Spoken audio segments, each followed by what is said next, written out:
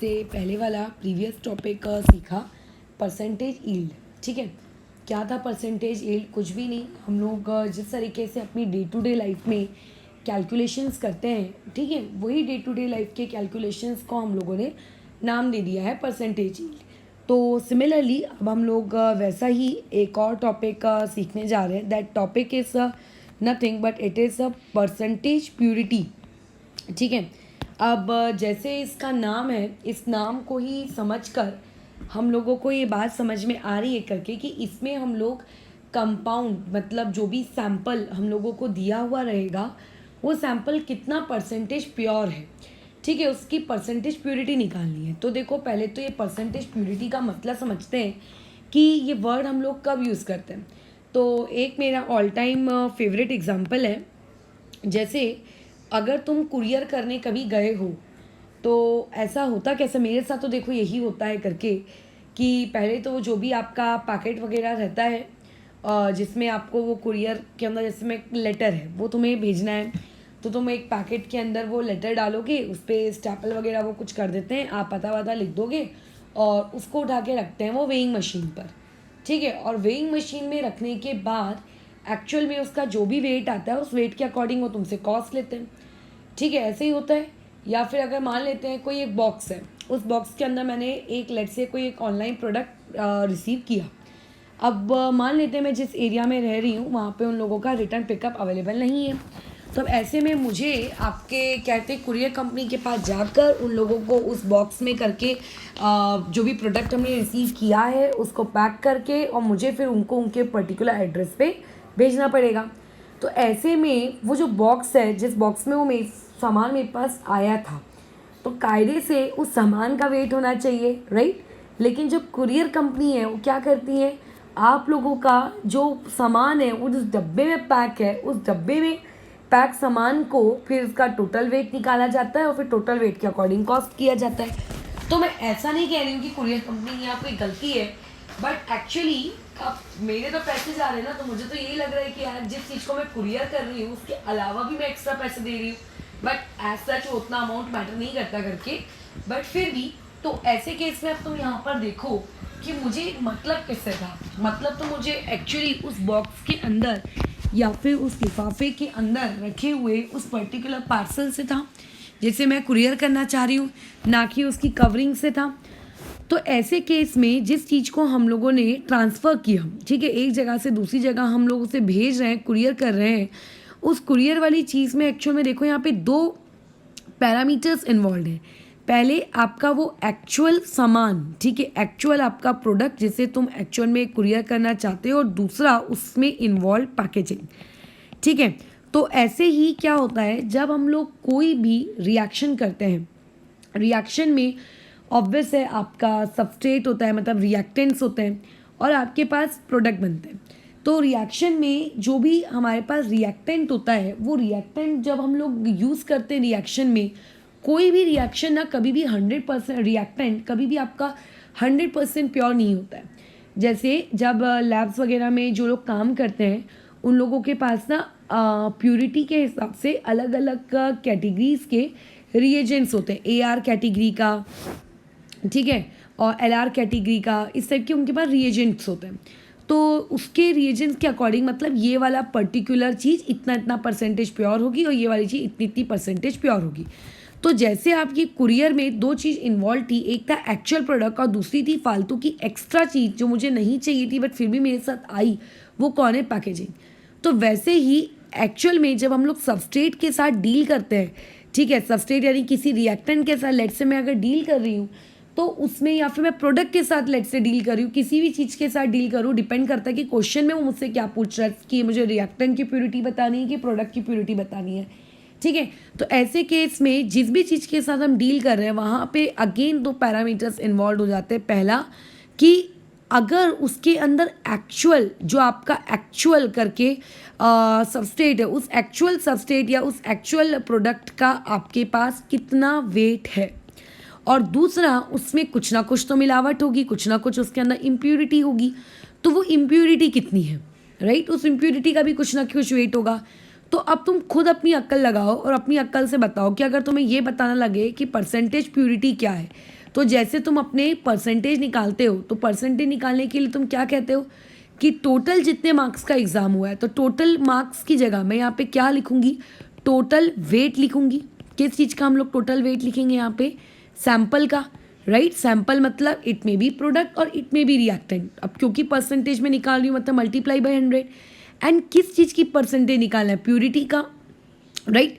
तो यहाँ पे मुझे न्यूमरेटर में क्या रखना पड़ेगा, वेट, या फिर तुम कह सकते हो मोल्स रखना पड़ेगा। किसका, उस चीज़ का वेट ऑफ आपका प्योर सब्सटेंस, मतलब वहाँ पे जो प्योर सब्सटेंस है उसका वेट, और divided by total weight of that sample. तो आप ये कह लोगे कि आपके पास क्या आ गई, परसेंटेज प्योरिटी आ गई। सिंपल सी चीज़ और कुछ भी नहीं, ठीक है।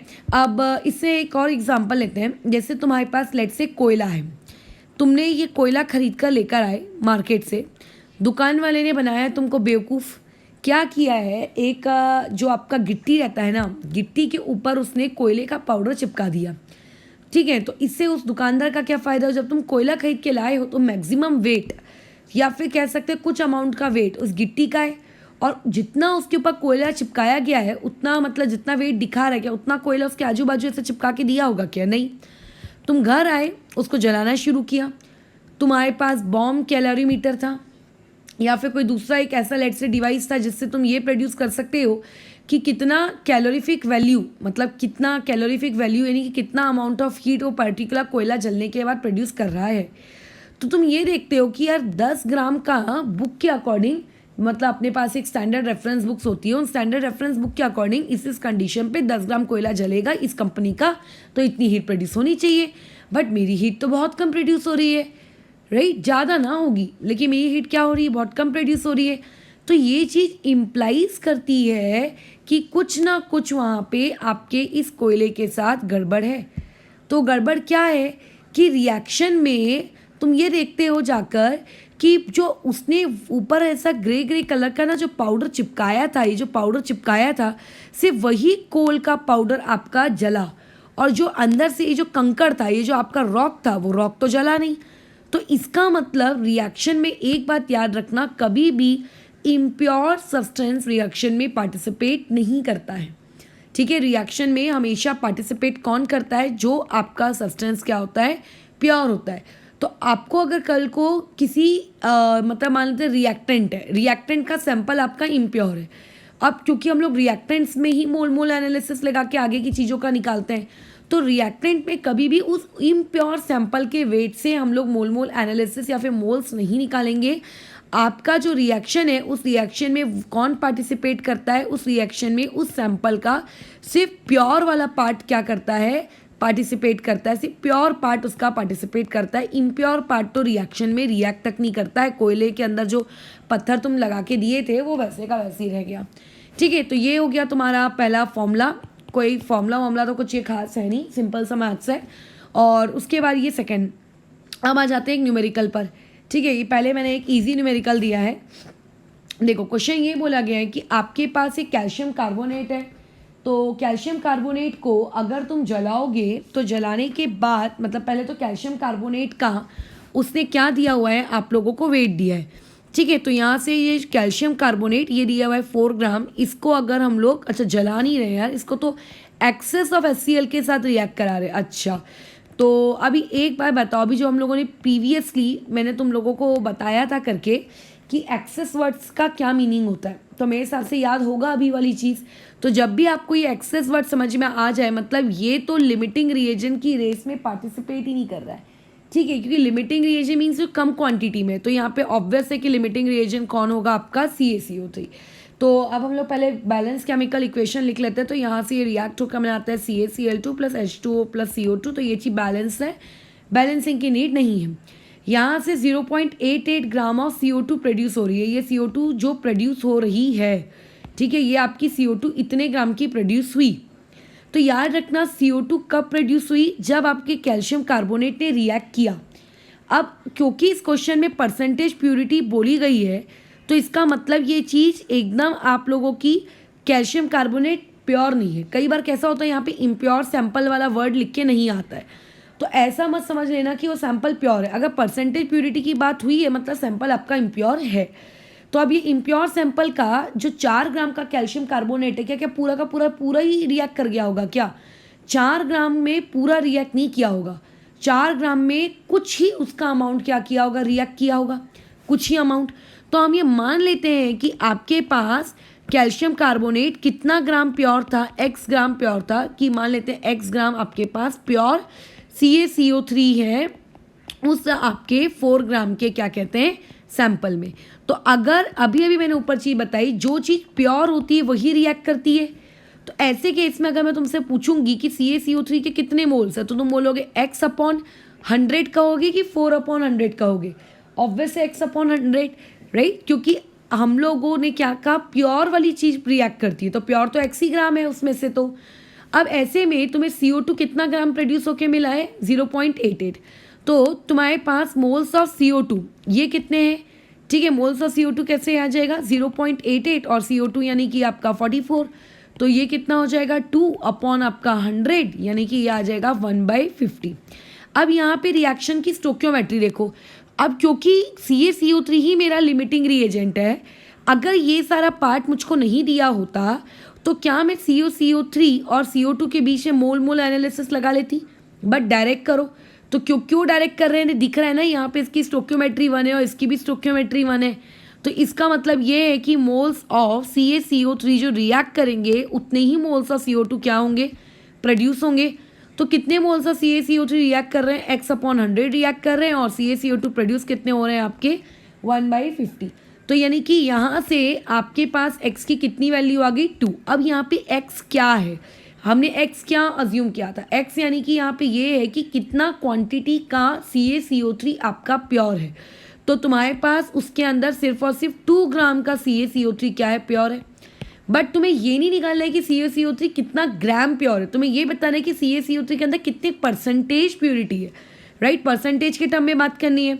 तो परसेंटेज में अगर तुम प्योरिटी निकालोगे तो कैसे निकालोगे, जितना ग्राम वो प्योर है डिवाइडेड बाय कितना टोटल और मल्टीप्लाई बाय कितना आ जाएगा 100।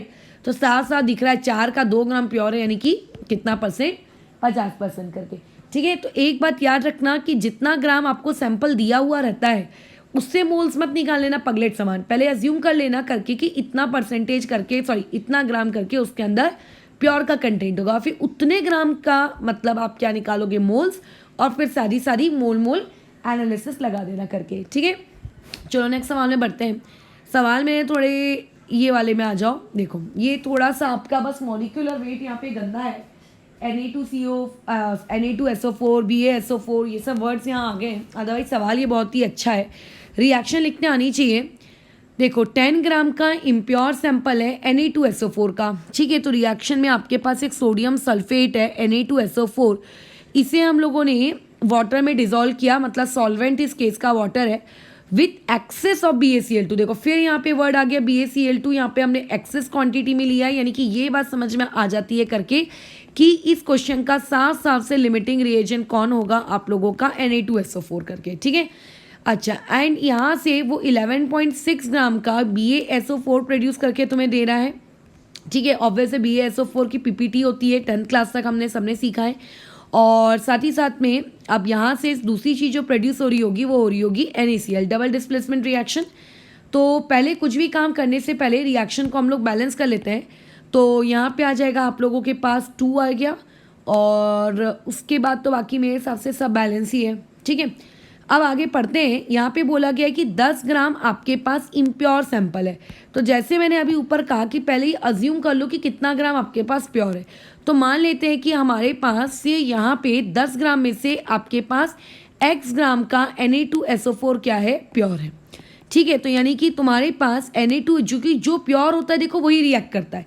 ये Na2SO4 में जो इम्प्योरिटी होंगी ना वो BaCl2 के साथ रिएक्ट ही नहीं करेंगी, और जब वो रिएक्ट ही नहीं करेंगी तो फिर बताओ PPT के ऊपर कैसे बनाएंगी।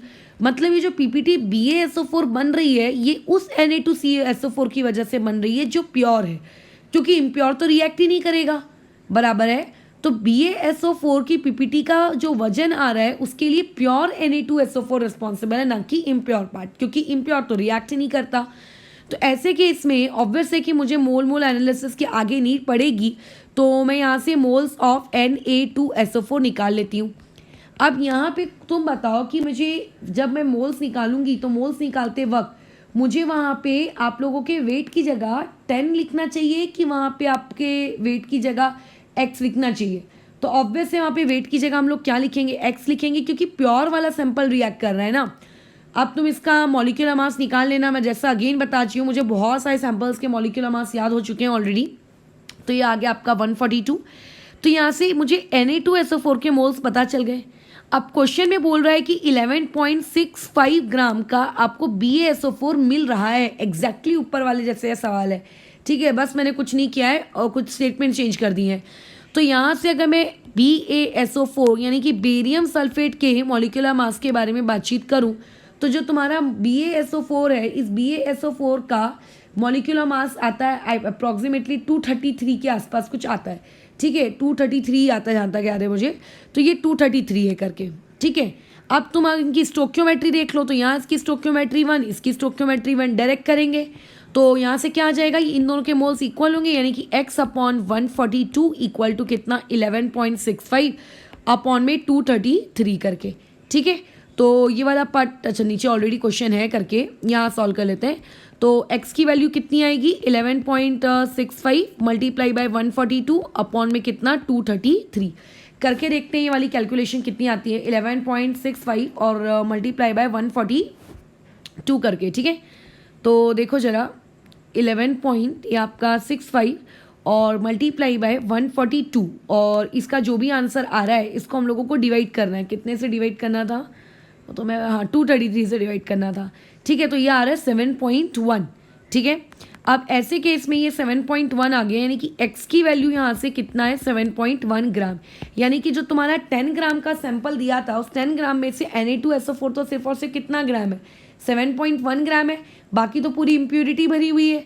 तो तुम्हें बस ये पता लगाना है कि इसकी परसेंटेज प्योरिटी कितनी है। तो परसेंटेज प्योरिटी कैसे निकालेंगे कि जितना परसेंटेज वो प्योर आया है, ठीक है, कितना परसेंटेज प्योर आया कितना ग्राम आया है 7.1 डिवाइडेड बाय टोटल आपको कितना दिया था मल्टीप्लाई बाय 100 कर लो इसको सॉल्व। तो यहाँ से आ जाएगा 71% करके, ठीक है। तो यही थे तुम्हारे छुटपुट से परसेंटेज प्योरिटी के सवाल, जो कि बहुत ही आसान है। इसमें बस एक सवाल अच्छा है जो मैं नेक्स्ट में दिया है 4th वाला, वो मुझे अच्छा लगा थोड़ा बहुत। तो अब देखो यहाँ पे क्या बोल रहा है लाइमस्टोन। अब लाइमस्टोन का मतलब पता होना चाहिए कि लाइमस्टोन कौन सी बला को कहते हैं। कैल्शियम कार्बोनेट है और कैल्शियम कार्बोनेट से CaO और CO2 अगर देखने को तुम्हें मिल रहा है तो यानी कि ज़रूर इस चीज़ की थर्मल डिकम्पोजिशन की गई होगी। बोल रहा है कि आपके पास 200 किलो दैट इज़ 200 kg का लाइमस्टोन था, लेकिन उसकी प्योरिटी सिर्फ और सिर्फ कितनी थी 90%। अब तुम्हें ये बताना है कि यहाँ पे CaO कितने अमाउंट में प्रोड्यूस हुआ होगा kg में, और यहाँ पे ये बताना है कि CO2 का कितना वॉल्यूम प्रोड्यूस हुआ होगा STP पर। तो एक बात अगेन याद रखना, क्या तुम लोगों को अगर इसके मोल्स दिए होते तो क्या तुम इससे इसके मोल्स नहीं निकाल पाते? अगर इसके मोल्स आ जाते तो उसको वेट में कन्वर्ट कर लेते। सिमिलरली इसके मोल और CO2 के मोल्स के बीच में मोल मोल एनालिसिस लगा के CO2 के मोल्स आ जाते और 22.4 से मल्टीप्लाई करके वॉल्यूम आ जाता है STP पर। तो पूरी फसाद की जड़ यहाँ पे है क्या, कैल्शियम कार्बोनेट के मोल्स। काश हमें कैल्शियम कार्बोनेट के मोल्स पता होते। तो कैल्शियम कार्बोनेट के मोल्स निकालने में क्या करेंगे हम, weight divided by molar weight. तो देखो यहाँ पे मोलर वेट तो आपका 100 आएगा, लेकिन वेट में अपन ना 200 kg नहीं यूज़ करेंगे, ठीक है। यहाँ पे वो क्या बोल रहे हैं 90% प्योर है, यानी कि रिएक्शन सिर्फ और सिर्फ 90% ही 200 kg का कर रहा होगा। तो 200 kg का 90% कितना होगा, ठीक है। अभी जिनको थोड़ा सा मैथ्स में गड्ढा दोगे उन लोगों के लिए 200 kg का ये 90% निकाल लेना, ठीक है। तो ये चीज़ कितनी आ जाएगी आप लोगों की 180, राइट। यानी कि 200 kg दिया भले ही है बट एक्चुअल में रिएक्ट कितना kg कर रहा है 180 kg। 180 kg के वजह से CaCO3 के मोल्स कितने प्रोड्यूस हो रहे हैं 180 डिवाइडेड बाय 100। थोड़ा सा इसको मैं सिंप्लीफाई कर लूँ तो यहाँ से ये चीज़ आ जाएगी हम लोगों के पास 9/5 करके, ठीक है। तो अब देखो यहाँ पे इसकी स्टोक्योमेट्री 1 है, यहाँ पे इसकी भी स्टोक्योमेट्री 1 है, इसकी भी स्टोक्योमेट्री 1 है, सब कुछ बैलेंस भी है। तो इसका मतलब CaO उसके भी कितने मोल्स प्रोड्यूस हो रहे होंगे 9/5, CO2 के भी कितने मोल्स प्रोड्यूस हो रहे होंगे 9/5। अगर तुम्हारे पास CO2 का 1 मोल होता है STP पर तो वो कितना लीटर ऑक्यूपाई करता है 22.4।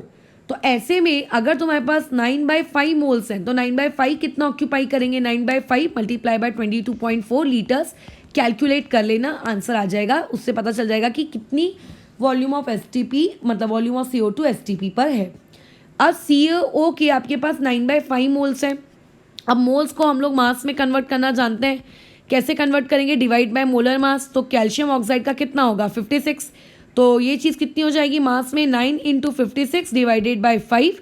इस चीज़ को फिनिश कर लोगे तो यहाँ से तुम्हें मास मिलेगा, लेकिन ध्यान देना यहाँ से जो मास मिलेगा वो ग्राम में मिलेगा, क्योंकि हम लोग जो मोल्स निकालते हैं उसमें मास और क्या रहता है ग्राम में, लेकिन पूछा केजी में, तो डिवाइड बाय अगेन 1000 कर लेती हूँ भाई यहाँ पे, ये लो ऐसा। तो यहाँ से अभी आंसर किस में आ गया होगा आप लोगों के किलोग्राम में करके, ठीक है। तो कैलकुलेट हो जाएगा वाला पार्ट। अब आते हैं हम लोग हमारे नेक्स्ट सवाल में। ये सवाल देखो अच्छा है, मेरे अटेम्प्ट करने से पहले एक बार खुद रीड कर लेना, एक बार ट्राई करना, ठीक है। तो अभी सबसे पहले यहाँ पे देखो एक वर्ड दिख रहा है, इस वर्ड को मैं अच्छे से दिखा देती हूँ, आयरन पायराइट। इसको आप मेटलर्जी वाले पार्ट में पढ़ोगे कि किस तरीके से आयरन पायराइट के बारे में क्या क्या जानकारी है, बट इसे फूल्स गोल्ड के नाम से जाना जाता है, ठीक है। बेवकूफ़ों का सोना कह सकते हो, फूल्स गोल्ड, ठीक है। अब यहाँ पे वो बोल रहा है कि मेरे पास एक कोयला है, ये मेरे पास एक कोयला है। अच्छा, इस सवाल वाले को भी कोयला पसंद है।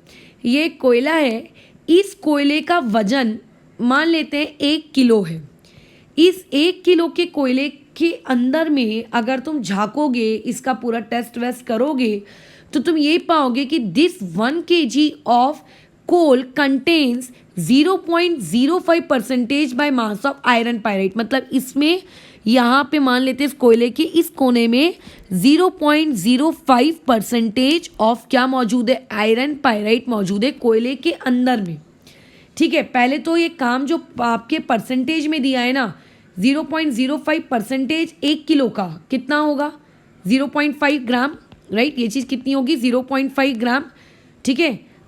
0.5 ग्राम बराबर, ये परसेंटेज का सादा कैलकुलेशन है, छोटी छोटी क्लासेस में सीखते हैं हम 6th-7th में। तो ये 0.5 ग्राम यहाँ पे आपके पास 1 किलो अगर कोयला होता तो उसके अंदर 0.5 ग्राम का आयरन पायराइट होता, ठीक है। अब देखो कोयले को तो जलाएंगे डेफिनेटली, तो कोयला अगर जलेगा तो उसके अंदर का आयरन पायराइट भी जलेगा। तो यहाँ पे अगर इमेजिन करो कोयला जलता, तो जैसे कि तुम्हें पता है कि कोयला जलने के बाद CO2 प्रोड्यूस करता, तो यहाँ पे देखो CO2 की कोई बात ही नहीं हो रही, यहाँ पे बात हो रही है SO2 की। मतलब उसका पूरा फोकस इस बात पे आयरन पायराइट को जलाओ।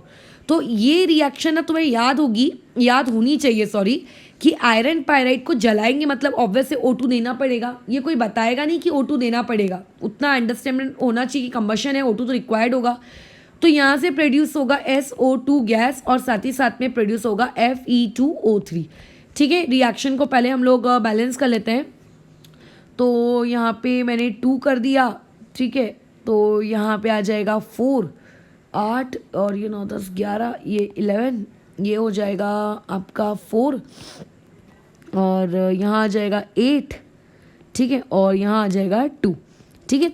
आता है तुम लोगों को बैलेंस करना, कर लिया हम लोग ये रिएक्शन को बैलेंस। अब देखो ऑब्वियस है कि यहाँ पे 2 रिएक्टेंट है, तो ऑब्वियस है कि मुझे किसी एक को ग्रिग्नार्ड रिएजेंट लेना होगा, मतलब not Grignard reagent sorry, limiting reagent मुझे लेना होगा इनमें से, ठीक है। तो अब यहाँ पे जो लिमिटिंग रिएजेंट है मैं किसको लूँगी, क्योंकि इस सवाल में ऊपर के जैसे किसी सवालों के जैसे एक्सेस वर्ड तो यूज़ किया नहीं है। तो ऑब्वियस है जब आप कंबशन कर रहे हो तो आपके एयर में, एरोबिक में इतनी सारी एयर है कि आपका O2 ही क्या होता है एक्सेस क्वांटिटी में लिया जाता है क्वेश्चन सॉल्विंग में, अनलेस एंड अनटिल O2 के बारे में ये ना बोला जाए कि एक क्लोज कंटेनर में किया जा रहा है, एक पेट्रोल टैंक के अंदर हो रहा है, एक बंद कमरे में हो रहा है, ठीक है। तो लिमिटिंग रिएजेंट कौन होगा आप लोगों का FeS2, और लिमिटिंग रिएजेंट जो होगा उसकी मदद से हम बाकियों का निकालेंगे। अब ये जो प्रोडक्ट साइड में 2 हैं, एक SO2 है, एक Fe2O3 है, बट पूरे क्वेश्चन में बात SO2 की हो रही है। तो ऑब्वियस है कि यहाँ पे मोल एनालिसिस अगर किसी के बीच में लगेगी तो वो रहेगा FeS2 के बीच में और SO2 के बीच में, ठीक है। चलो फिर आप आगे सवाल पढ़ते हैं।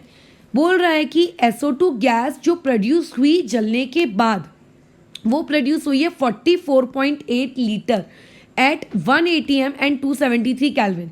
तो अब याद करो इस 1 ATM एंड 273 वाली केल्विन को हम कौन सी कंडीशन कहते हैं, STP कंडीशन कहते हैं। तो एसटीपी पर SO2 44.8 लीटर अगर प्रोड्यूस हो रही है तो एक बात बताओ कि SO2 के वहां कितने मोल्स होंगे? 2 मोल्स रहे होंगे, राइट? क्यों 2 मोल्स रहे होंगे? क्योंकि रिएक्शन में आप लोगों के रिएक्शन में एसटीपी कंडीशन और एसटीपी पर 2.4 लीटर के बराबर होता है, देयरफॉर 2 मोल्स। अच्छा, यहाँ तक तो सवाल सब कुछ ठीक था।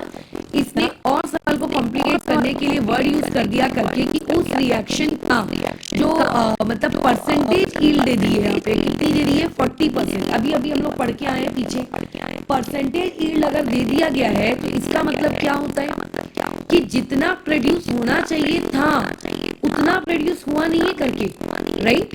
उससे कम या ज्यादा। लेकिन इस क्वेश्चन में तो साफ साफ बोला गया है कि 44.8 लीटर प्रोड्यूस हुआ, यानी कि 2 मोल्स आपने प्रोड्यूस किए, यानी कि यहाँ पे तो moles of SO2 equal to 2 है।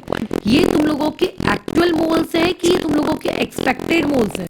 ये आपके एक्चुअल मोल्स हैं, ठीक है।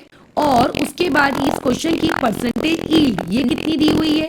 40% दी हुई है, बराबर। तो इसका मतलब क्या है कि जब परसेंटेज यील्ड में 3 ही पैरामीटर्स होते हैं, एक खुद परसेंटेज यील्ड, एक एक्चुअल मोल्स या फिर मास, या फिर एक्सपेक्टेड मोल्स या फिर मास।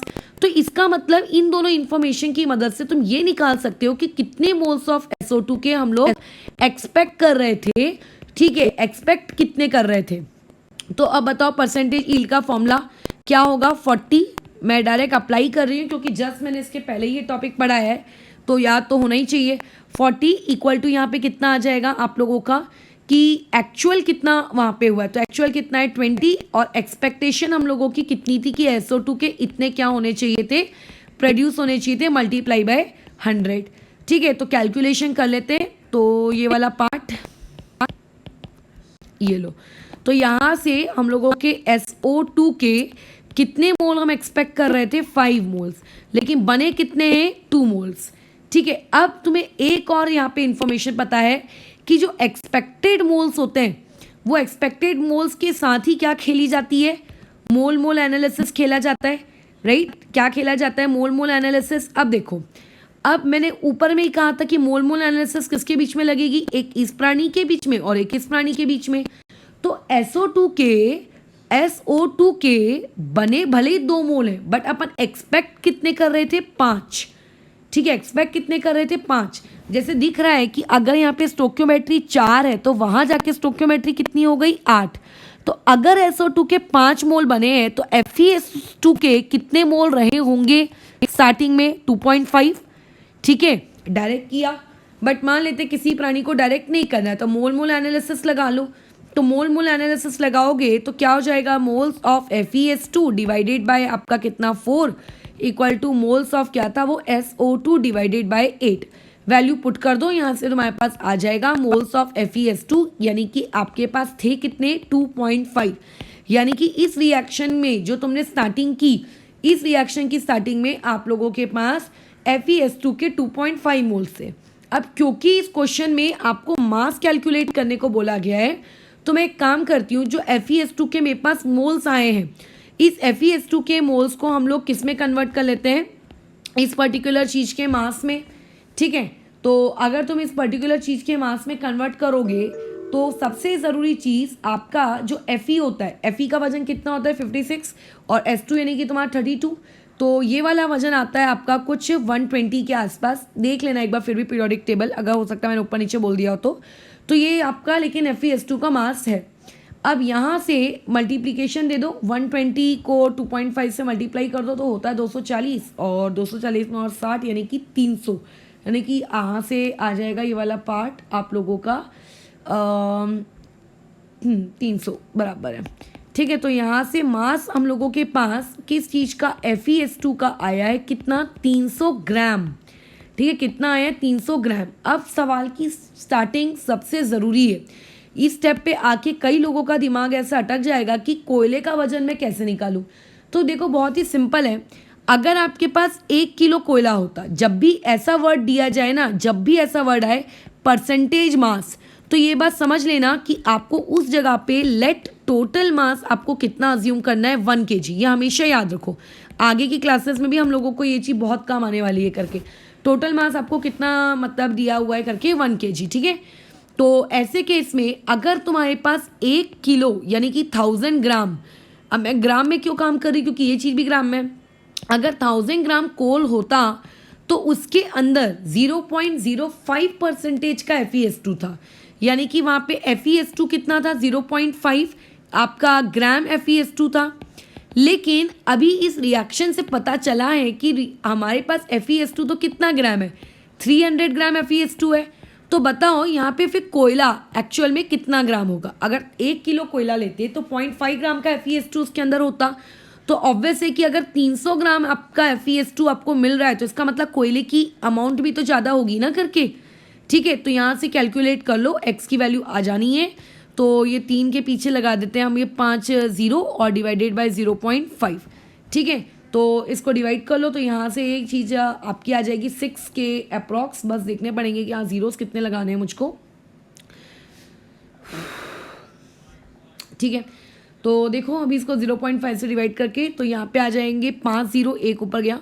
तो यानी कि यहाँ से जो आपका कोल है उस कोल का वजन आएगा इस तरीके से, ये 5 जीरोस इतना ग्राम। बट क्वेश्चन बोला था केजी में, तो अगर मैं हटा दूँ तो यहाँ से आपके पास कोयला कितना है, 600 किलो कोयला लाओगे तो उसके अंदर से 300 ग्राम का FeS2 निकलेगा करके।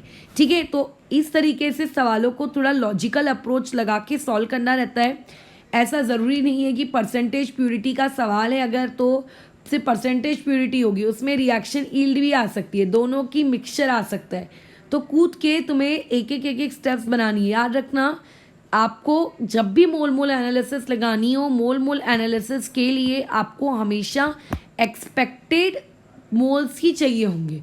और अगर एक्सपेक्टेड मोल्स के बारे में कोई इन्फॉर्मेशन नहीं दी है तो फिर आपको परसेंटेज ईल्ड और एक्चुअल मोल्स पता होने ज़रूरी हैं।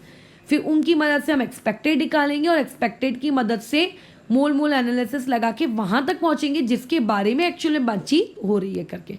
ठीक है, तो यहाँ पे हम लोगों का ये परसेंटेज प्योरिटी वाला टॉपिक फिर ख़त्म होता है। अब मेरे हिसाब से रिएक्शन जो मैंने बैलेंस की है उसमें डाउट नहीं होना चाहिए, बैलेंसिंग वाला पार्ट क्योंकि 10th क्लास का है उतना आना चाहिए। और दूसरा, अब हम लोग नेक्स्ट टॉपिक जो स्टार्ट करेंगे जिसके लिए मैंने ये दोनों टॉपिक पढ़ाए वो ये है आप लोगों के सीक्वेंशियल रिएक्शंस। ठीक है, एक है तुम लोगों की सीक्वेंशियल रिएक्शंस और एक है आप लोगों की पैरेलल रिएक्शंस। किस तरीके से मोल कंसेप्ट में हम सीक्वेंशियल रिएक्शंस को और पैरेलल रिएक्शंस के सवालों को सॉल्व करते हैं वो वाला पार्ट ख़त्म करेंगे। एंड उस पार्ट के बाद फिर मैंने तुम्हें बताया था कि एक क्वेश्चन आता है मिक्सचर वाला, राइट, कि अगर आपके पास इसका मिक्सचर अगर दिया है तो बताओ क्या, तो एक वो वाला। फिर ये 3 पार्ट करने के बाद तुम लोगों का कैसा मोल कंसेप्ट का एक मेजर पोर्शन कैसा ख़त्म होता है। फिर उसके बाद हम लोग एक टॉपिक पे आएंगे, उस टॉपिक का नाम है POAC। ठीक है, पॉक। अब ये वाला जो POAC है तुम्हारा, ये वो टॉपिक है जिसमें बैलेंसिंग की नीड ही नहीं पड़ती एट ऑल। मतलब जिस इंसान को लेट से बैलेंसिंग नहीं भी आती है या फिर आलसी आ रही है बैलेंसिंग करने में या फिर ऐसी आपको पूरी तरीके से रिएक्शन नहीं दी है। जैसे देखो मुझको, क्योंकि मैंने मेटलर्जी थोड़ी बहुत मुझे याद है इसीलिए मुझे पता है कि SO2 के साथ साथ वहाँ Fe2O3 बनेगा।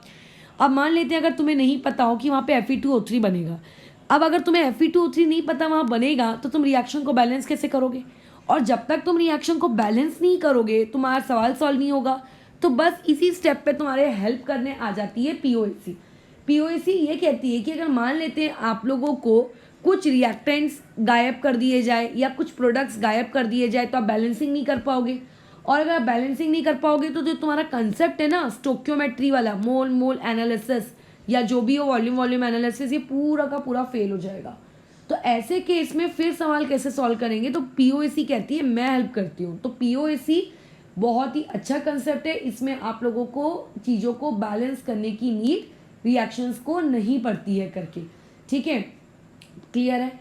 तो अभी हम लोग नेक्स्ट टॉपिक सीखते हैं यहाँ पे स्टोक्योमेट्रिक मतलब सीक्वेंशियल रिएक्शंस को कैसे सॉल्व करते हैं उनके प्रॉब्लम्स को, और पैरेलल रिएक्शंस के प्रॉब्लम को कैसे सॉल्व करते हैं। फिर उसके बाद मिक्सचर और POAC। कोशिश करूँगी कि मैं आज ही ये वाला पार्ट पूरा फिनिश कर दूँ ताकि हम लोग कल के दिन से फिर एक न्यू पार्ट स्टार्ट करेंगे, एम्पिरिकल एंड मॉलिक्यूलर फॉर्मूला। ठीक है, और जिसके लिए वेपर डेंसिटी रिवाइज करके बैठना, थोड़ा सा रीड कर लेना जब अपने डेंसिटी वाला पार्ट पढ़ाई करके उसको। ठीक है, चलो फिर वाला पार्ट अभी ओवर करते हैं।